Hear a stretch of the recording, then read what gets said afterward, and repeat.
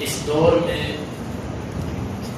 انسان کے ایمان کا اور اس کے وقت کا سب سے بڑا دشمن وہ میڈیا ہے۔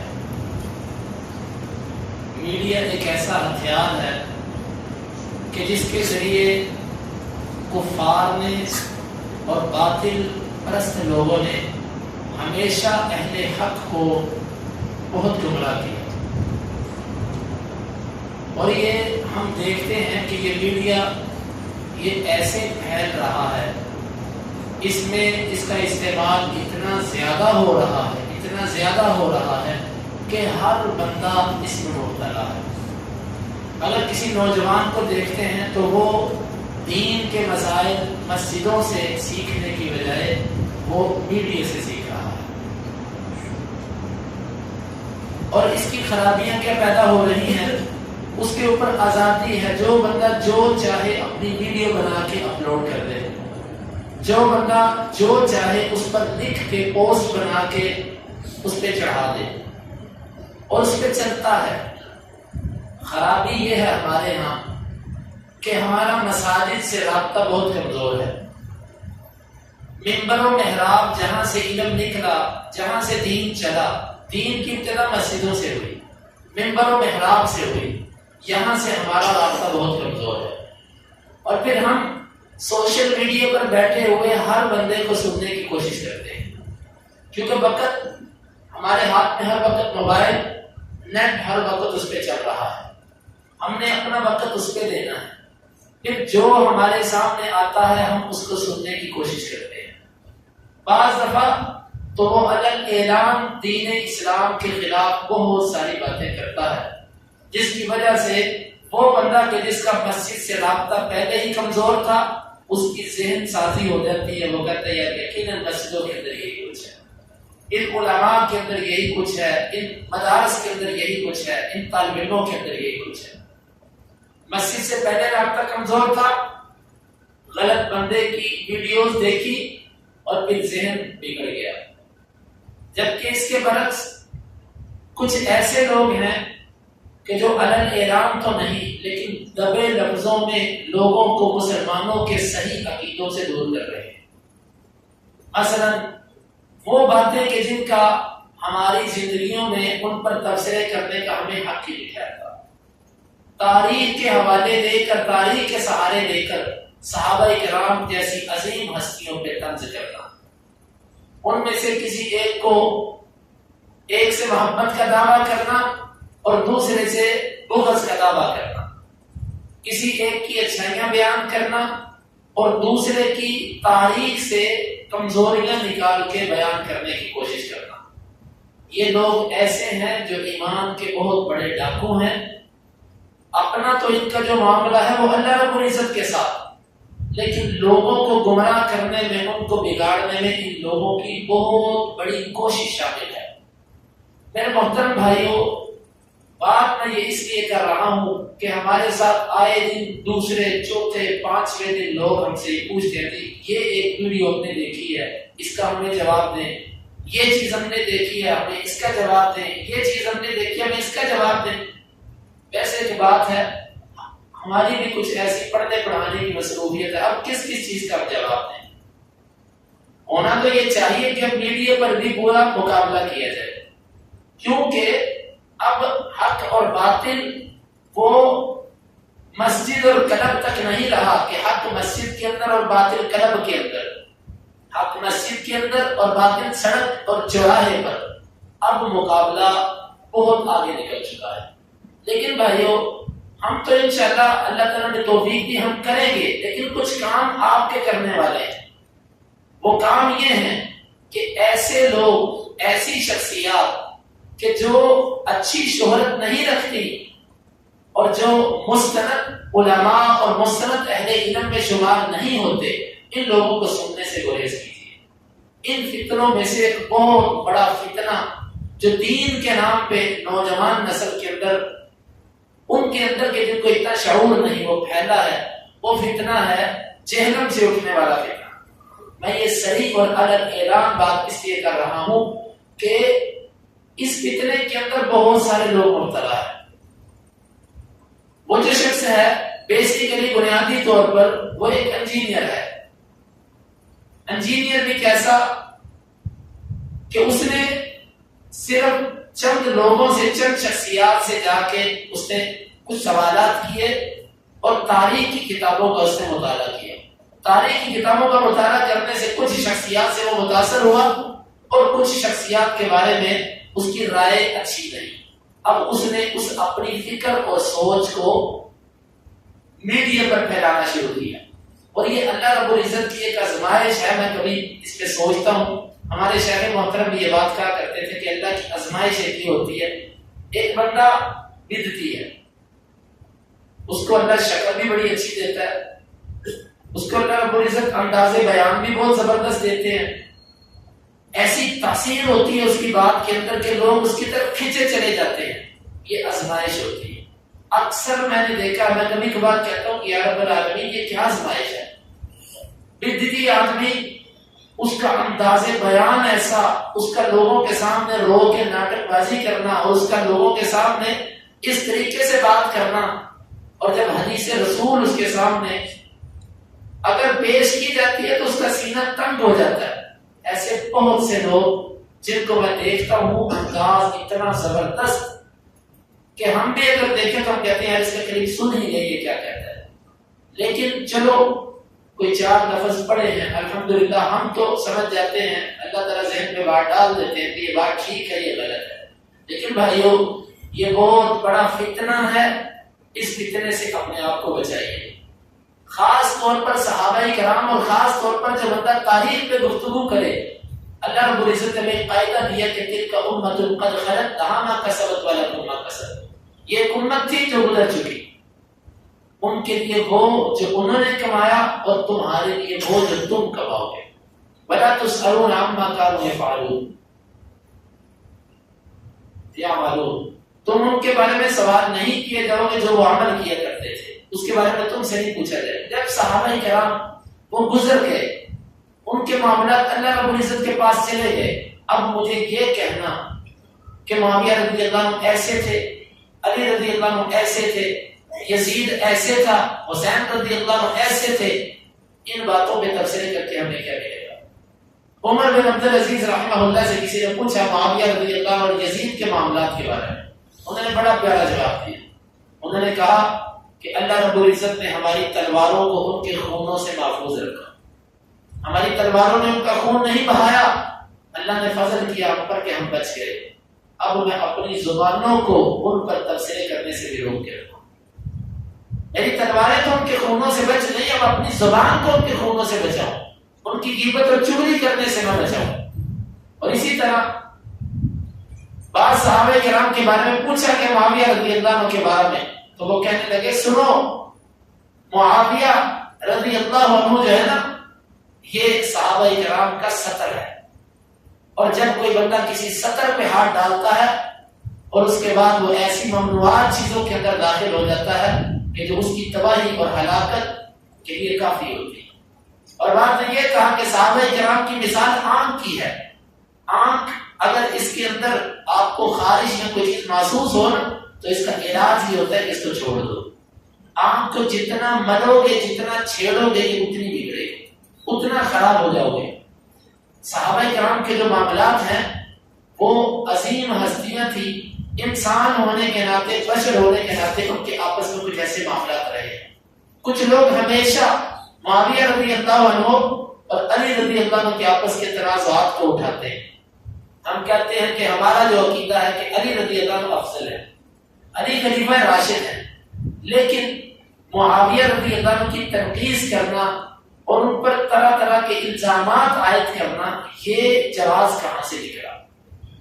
اگر کوئی کہے کہ تاریخ کے اندر یہ چیز ملتی ہے تو ہم صحیح مسلم کی حدیث سے، صحیح احادیث سے ایسی باتیں آپ کو پیش کر سکتے ہیں جس میں علی رضی اللہ عنہ اور عباس رضی اللہ عنہ کا آپس میں تنازع ہے. اور اگر میں صرف ان کے چچے اور بھتیجے کے آپس میں جو لفظ بولے گئے، اگر میں وہ لفظ یہاں پہ نقل کر دوں تو یقین مانے عامت الناس کے اندر کہ حرام بن جائے. اگر میں حدیث کا حوالہ نہ دوں مثال کے طور پہ، ویسے کہوں کہ ایسے ہوا تو عامت الناس کے اندر کہ حرام بن جائے گا. بات یہ ہے کہ وہ ایک زمانے کے اندر بسنے والے لوگ تھے. ایک جگہ ہم ایک مسجد کے نمازی ہیں. بعض دفعہ میرا کسی بندے سے تنازع ہو گیا تھا، قاری صاحب سے کسی بات پہ اختلاف ہو گیا. بعض دفعہ طبیعت میں تلخی تھی، طبیعت ٹھیک نہیں تھی، غصہ تھا، میں نے ان کو سخت لفظ کہا کہ 2 لفظ انہوں نے مجھے سنا دیے. تھوڑی دیر بعد دل صاف ہو گیا. ایسے ہمارے معاشرے میں ہوتا کہ نہیں ہوتا؟ کتنے ہم نمازی آپس میں بیٹھے ہیں، کسی مسئلے پہ میں گھر سے پریشان تھا، کاروباری معاملات سے پریشان، کسی وجہ سے طبیعت ٹھیک نہیں، طبیعت میں تلخی ہوئی، غصہ ہوا، کسی بندے نے کوئی بات کی مجھ سے برداشت، میں نے اس کو سخت بات کہہ دی، اس نے آگے سے مجھے کہہ دی، بات آئی چلائی ہو گئی، ختم ہو گئی، 2 دن بعد معاملہ ختم ہو گیا. لیکن ہم ان کلمات کو پکڑ کے جنہوں نے آپس میں صلح کر لی، معاملات ختم کر دیے، ہم ان کے ان الفاظ کو پکڑ کے اس کو بیٹھ جائیں تو بتلائیے وہ تو آپس میں مل گئے تو تباہی کے دانے پر پہنچ گیا. اب عباس رضی اللہ عنہ علی کو پکڑ کے امیر المومنین عمر رضی اللہ عنہ کی عدالت میں لے کر آئے، اور جب انہوں نے لفظ بولے میں وہ لفظ نہیں بول سکتا، کہنے لگے اس کے اور میرے درمیان فیصلہ کرو. ایسے ایسے لفظ بولے کہ جو لفظ کبھی علی رضی اللہ عنہ معاویہ کے بارے میں بھی نہیں بولے اور نہ کبھی معاویہ نے علی کے بارے میں بولے. اب ان الفاظ کو لے کر اٹھائے کوئی تو پھر کیا اس کا جواب کوئی دے گا؟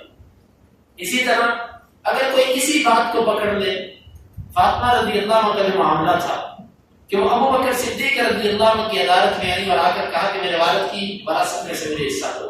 ابو بکر صدیق رضی اللہ عنہ نے کہا کہ نبی صلی اللہ علیہ وسلم نے فرمایا کہ ہم انبیاء کی جماعت ہیں، ہم جو چیز چھوڑ کر جاتے ہیں وہ صدقہ ہوتا ہے، وہ وراثت نہیں ہوتی.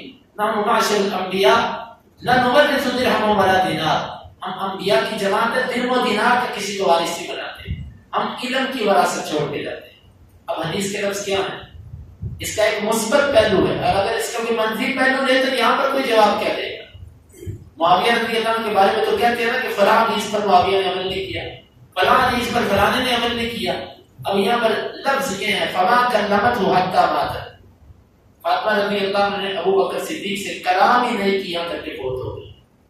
اب یہاں پر اس کو اگر کوئی دوسرے پہلو میں لے کہ حدیث رسول سن کے فاطمہ رضی اللہ عنہ نے، ناسبی لوگ کون ہوتے ہیں؟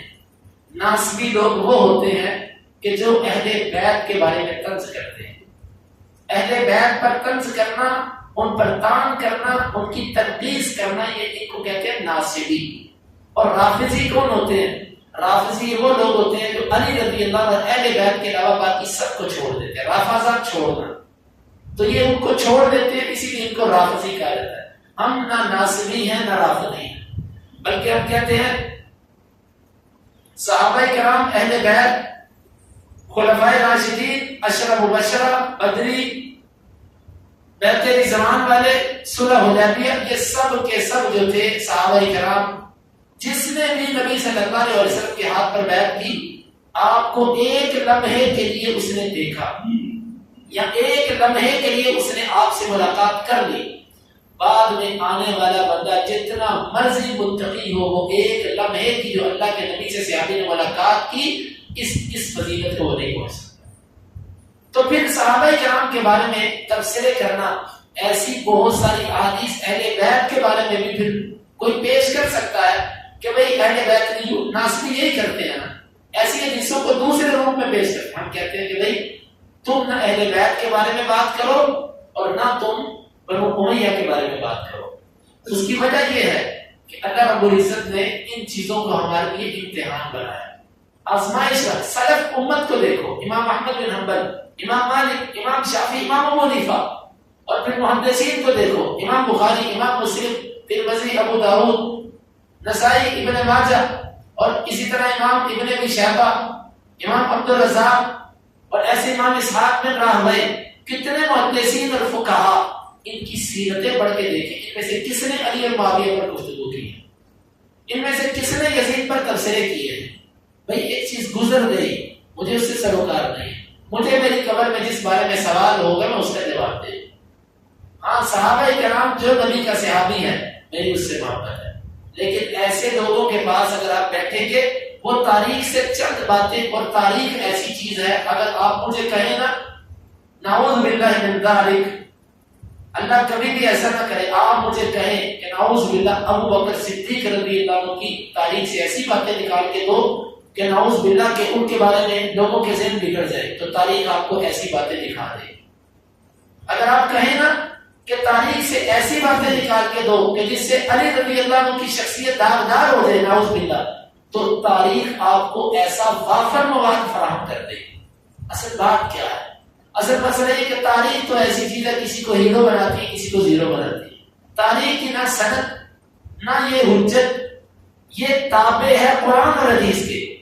قرآن اور حدیث کے حوالے سے کوئی بات ہے تو کوئی پیش کرے، اور قرآن اور حدیث کے حوالے سے بھی وہ باتیں کہ جو صحابہ کرام کے آپس میں طبیعت کی تلخی کی وجہ سے ہو گئی، ان باتوں کو بعد میں واپس میں مل گئے، ہم ان باتوں کو پکڑ کے کہیں اس نے فلانے کے بارے میں ایسے کہا، اس نے فلانے کے بارے میں ایسے کہا، بھائی وہ دونوں آپس میں مدعی اور مدعے ہو گئے، ان کا معاملہ اللہ کے پاس چلے گا، ہم کون ان کے تبصرہ کرنے والے۔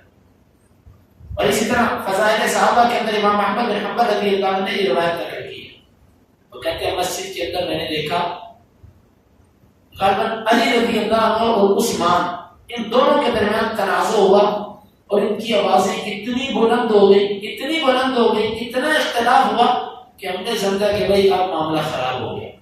وہ کہتے ہیں ہم اگلی نماز پہ آئے تو دونوں بیٹھے ہنس کے باتیں کر رہے تھے، وہ صاف دل لوگ تھے، دل میں کوئی بات آئی تو اسی وقت زبان پہ لے آئے کہ بھائی میرے دل میں یہ ہے، اور جب زبان پہ آ کے نکل گئی پھر ہماری طرح وہ صدیوں اس بات کو دل میں کینہ بنا کر نہیں بٹھاتے تھے، زبان سے نکلتی بات بس دل سے بھی نکل گئی، اور جب بات دل میں نہیں وہ زبان پہ بھی نہیں، صاف آدمی کی یہ علامت ہوتی ہے، دل میں بات ہے وہ زبان پہ لے آتا ہے، جب زبان پہ لاتا ہے تو دل سے نکال کے زبان کے ذریعے باہر کر دیتا ہے، پھر دل میں اس کو باقی نہیں رہنے دیتا۔ تو بھائیو دوستو، ان فتنوں سے بچیے۔ ایک فتنہ منکرین حدیث کا، ایک فتنہ عقل پرستوں کا، اور ایک فتنہ دشمن صحابہ کا۔ ان سارے فتنوں سے بچ کے رہے۔ جو شخص صحابہ کرام کے بارے میں بات کرے، اور صحابہ کرام خاص طور پر یزید کا معاملہ، ہم کہتے ہیں کہ یزید کے بارے میں یہ لفظ بولتے ہیں مالک من ملوک الارض، زمین کے بادشاہ میں سے ایک بادشاہ تھا، لا نحبہ ولا نسبہ، نہ مجھ سے محبت کرتے ہیں نہ اس کو گالیاں دیتے۔ کئی لوگوں نے اپنے ایمان کا حصہ بنا رکھا کہ بتاؤ یزید کے بارے میں کیا کہتے ہیں، تو بس اپنے ایمان کی حفاظت کیجیے۔ سوشل میڈیا استعمال کرنا، اس پہ جو معروف سلفی علماء کرام ہیں ان کو سنیے، آپ ڈاکٹر ذاکر نائک کو سنیے، آپ قاری شعیب صاحب کو سن لیجیے، آپ شیخ توصیف الرحمان صاحب کو سنیے، آپ یعنی کہ یہ جو علماء کرام ہیں جو BBA پر معروف ہیں، آپ ان علماء کو سنیے۔ ہم اگر سنیں اس کو جو صحابہ کرام کی تنقید کرتا ہو، یا ہم سنیں اس شخص کو غامدی جیسا منکر حدیث آدمی، یا ہم سنیں ایسے شخص کو جو عقل پرست ہے، ہر بات کو عقل سے پیش کرتے ہیں، عقل کی لاجک یہ کہتی ہے، اور یہ مولویوں نے مسئلہ یہ مشہور کیا ہے، ایسے لوگوں کو سننے سے ہم بچیں۔ سلف کا طریقہ یہ ہوتا تھا کہ وہ اہل البدع، ان گمراہ قسم کے لوگوں کو سننے سے اجتناب کیا کرتے تھے، حتیٰ کہ ایک محدث کی مجلس حدیث لگی ہوئی تھی، ایک معتزلی آیا اور آ کر کہنے لگا میں قرآن کی ایک آیت کی تلاوت کرنا چاہتا ہوں، وہ کہنے لگے میں تیرے منہ سے نہیں سننا چاہتا۔ اس نے کہا میں قرآن کی تلاوت کرنا چاہتا ہوں، وہ کہنے لگے اٹھ جا میری مجلس سے۔ شاگردوں نے بعد میں کہا کہ قرآن کی تلاوت تھی، وہ کہنے لگے دل رب کے ہاتھ ہے۔ یہ لوگ قرآن مجید کی آیات کا ایسا غلط مفہوم بیان کرتے ہیں، وہ تلاوت کر کے وہ غلط مفہوم بیان کرتا، میری کلاس کے ساتھیوں میں سے کسی کے دل میں وہ بات بیٹھ جاتی تو یہ چیز اس کی گمراہی کے لیے کافی ہو جاتی۔ اور اسی طرح امام دارقطنی کتنے بڑے امام ہیں، ان کا ایک شاگرد ان کے ساتھ جا رہا تھا، جاتے جاتے امام دارقطنی نے ایک بدعتی عالم دین سے ملاقات کی اور اس کی بڑی تعظیم کی۔ شاگرد نے پوچھا کہ صدر محترم یہ کیا ہے؟ امام دارقطنی کہنے لگے بہت قابل آدمی، بڑا ماہر۔ شاگرد اگلے دن امام دارقطنی کی مجلس چھوڑ کے بدعتی کی مجلس میں چلا گیا۔ یہ واقعہ بھی امام دارقطنی کی سیرت میں لکھا ہوا ہے۔ وہ جا کر انہیں کا ساتھی بن گیا کہ دارقطنی نے جس کی تعریف کر کے یہ بندہ کتنا بڑا ہوگا۔ بھائی یہ بات یاد رکھیے، محض کسی کی چار باتیں آپ کو اچھی لگیں، ان کا طریقہ واردات یہ ہوتا ہے، چار باتیں ایسی کریں گے جو اصلاح معاشرہ پر ہوں، چار باتیں ایسی کریں گے جو اتفاقی ہوں، ہر بندے کو اچھی لگتی ہیں، پانچویں بات پہ آپ کو لپیٹ کے لے جائیں گے۔ آپ کو کیا پتا چلا؟ اس لیے سوشل میڈیا کے استعمال سے اجتناب کریں. جب سے یہ میڈیا آیا اللہ اس وقت سے ہمارا قرآن سے تعلق کمزور ہوا. اللہ رب العزت کے ذکر سے ہم دور ہو گئے. پہلی تو بات کہ اپنے آپ کو اسی پرانے طریقے پر لائیں. امام مالک نے کہا کہ لن يصلح آخر هذه الامه الا بما صلح به الاولون. اس امت کے آخر کی اصلاح بھی اسی طریقے سے ہوگی جس طریقے سے پہلوں کی اصلاح ہوئی. اور پہلوں کی اصلاح قرآن سے ہوئی, حدیث سے ہوئی. ہم اس طرف واپس کرو گے. اگر میڈیا استعمال کرنا, جس شخص کو آپ اچھے طریقے سے اہل علم سے جس کے بارے میں آپ نے معروف تبصرہ نہیں سنا, اس بندے کو سننے سے اجتناب کریں. وہ آدمی دین کے جو معروف ہے, سنت کی اتباع کرنے والے, اس کو سنیں. دوسرے لوگوں سے اجتناب کریں تاکہ اللہ رب العزت ہمارے ایمان کی حفاظت کر سکے. اللہ تعالیٰ سے دعا ہے کہ اللہ رب العزت اس فتنے سے ہمیں بچنے کی توفیق عطا فرمائے. اور اس کے ساتھ ساتھ میڈیا پر بے حیائی اور فحاشی کا جو معاملہ ہے, اس سے بھی اجتناب کریں. ورنہ یہ آنکھوں کا زنا ہے. آپ نے فرمایا آنکھیں بھی زنا کرتی ہیں. آنکھوں کا زنا کیا ہے؟ وہ دیکھنا آنکھوں کا زنا. ایک شریف آدمی وہ موبائل پہ ایک ننگی عورت کو دیکھ رہا ہے, بے حیائی کو دیکھ رہا ہے. اس کا بیٹا اس کے ساتھ بیٹھا ہو, اس کی بیوی اس کے ساتھ بیٹھی ہو, اس کے ماں باپ اس کے ساتھ بیٹھے, وہ دیکھے گا؟ کبھی بھی نہیں دیکھے گا, ان سے شرمائے گا. لیکن اللہ رب العزت آپ کو دیکھ رہا ہے کہ آپ اپنے موبائل پہ گندی چیز دیکھ رہے ہیں, بے حیائی والی چیز اپنے موبائل پہ دیکھ رہے ہیں. امی آئی, ابو آئے, جلدی سے بند کر دیا. بیٹا آیا, جلدی سے بند کر دیا. ملازم آ گیا, جلدی سے بند کر دیا. اس سے تو ڈرتے ہیں, رب سے نہیں ڈرتے. بھائی اللہ سے ڈرے. اس کا استعمال اگر صحیح طریقے سے کر سکتے ہیں تو کریں, نہیں تو اپنے موبائلوں سے یہ سب کوئی ڈیلیٹ کر دیں تاکہ ہماری آخرت بہتر ہو سکے. اللہ رب العزت سے دعا ہے کہ وہ ہمیں اس پر کی توفیق عطا فرمائے. آخر دعوانا